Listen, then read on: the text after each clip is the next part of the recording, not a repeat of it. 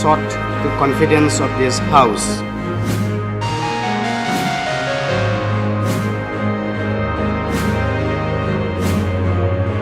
Today, the leaders of Northeast India stand at the forefront of national politics.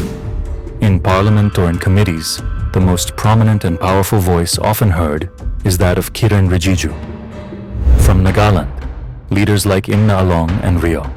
From Assam, Himanta Biswa Sharma, who always remains in the spotlight. In Manipur, Chief Minister N. Biren Singh recently made headlines with his resignation, while Arunachal's Chief Minister Pema Khandu also continues to stay in the news. And of course, the other state leaders are steadily holding their ground. But when we speak of Assam, for a long time, one of the most influential voices was Tarun Gogoi. Yet, even more powerful and nationally recognized than him was a leader deeply connected to the grassroots, a man who rose to the post of Speaker of the Lok Sabha and even contested the election for President of India. That leader was none other than late Shri P.A.Sangma, a symbol of pride, identity, and dignity for Meghalaya. Today, we revisit his extraordinary journey, a story that remains an inspiration for every Northeasterner. Welcome to Inner Call.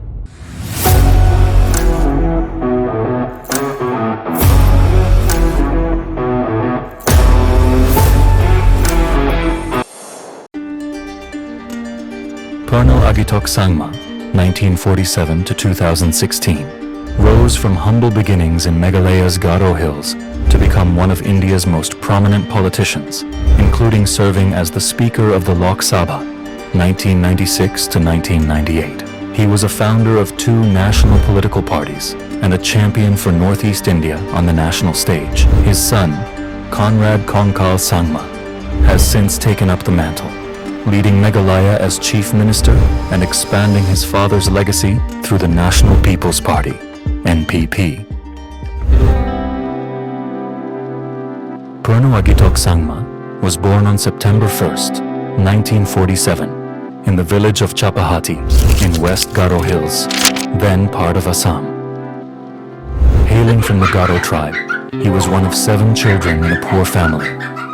He lost his father at the age of 11 and temporarily had to quit school due to poverty. A local Catholic missionary, Father G.B. Busalin, helped him return to school, an early influence that instilled in Sangma a lifelong belief in education. Sangma earned his bachelor's degree from St. Anthony's College in Shillong, and then a master's in international politics from Dibrugarh University, financing his studies by teaching at a Don Bosco high school. Growing up in rural Garo Hills, amidst rich tribal cultural heritage, shaped his respect for community values and his commitment to uplift marginalized people. This background would heavily influence his inclusive approach to politics later on. Sangma's political career began in the early 1970s with the Indian National Congress. In 1973, he became Vice President of the Meghalaya Pradesh Youth Congress, and by 1975, he was General Secretary of the State Congress Committee. His charisma and intellect were quickly noticed. In 1977, at just 30 years old, P.A.Sangma won election to Parliament, representing the Tura constituency of Meghalaya in the 6th Lok Sabha. This was a remarkable achievement for a young leader from the Northeast. He would go on to be elected to the Lok Sabha a total of 9 times between 1977 and 2016, a testament to his enduring popularity in his home region. During the 1980s, Sangma rose through the Congress ranks nationally. He served as Joint Secretary of the All India Congress Committee and held several ministerial positions in the Union government. Notably, he was Deputy Minister of Industry, 1980, and Commerce, 1982. Then Minister of State for Commerce and Supply and MOS for Home Affairs in 1984. By 1986, he was Minister of State for Labor, independent charge. These roles under Prime Ministers Indira Gandhi and Rajiv Gandhi gave Sangma administrative experience at the national level. He developed a reputation for competence and approachability. By the late 1980s, he had become one of the Congress Party's most prominent faces from Northeast India. In 1988, P.A.Sangma made a strategic shift back to state politics. The Congress chose him to lead the Meghalaya government. He became the fourth Chief Minister of Meghalaya on February 6, 1988, succeeding Williamson A. Sangma. He served as Chief Minister until 1990, a period in which he focused on the development of his home state and bringing attention to the needs of the Northeast. His tenure oversaw initiatives in rural development and education in Meghalaya. Although his term was relatively short, ending on March 25, 1990, it marked the first time a leader from the Garo community held the state's top post. After his government fell in 1990, Sangma took on the role of leader of the opposition in the Meghalaya Assembly.